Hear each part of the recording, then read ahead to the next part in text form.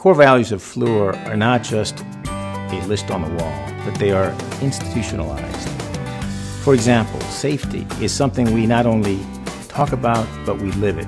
Everybody knows that whatever we do, safety cannot be compromised. We want everybody to go home the way they came to work. Safety at Fluor is something that we have dear to our hearts.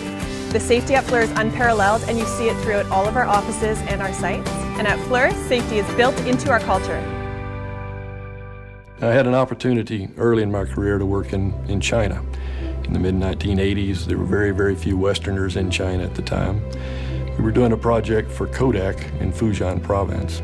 And at the time, Western construction standards and certainly safety were in their infancy in China. And so we brought with us our safety standards, and one of the most basic safety standards is the wearing of personal protective equipment.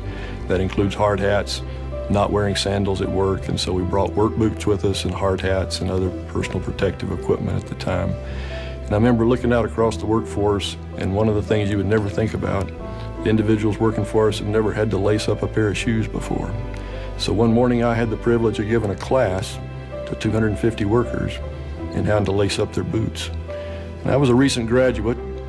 I had a doctorate degree in nuclear engineering. I taught classes at the graduate level in advanced mathematics.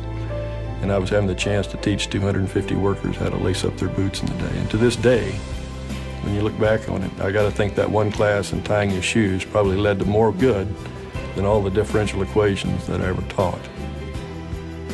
As that project went forward, you got to see a transformation in the workforce from thinking at first it was an inconvenience to the realization that the personal protective equipment was actually for their benefit and an example of how we actually cared for their safety.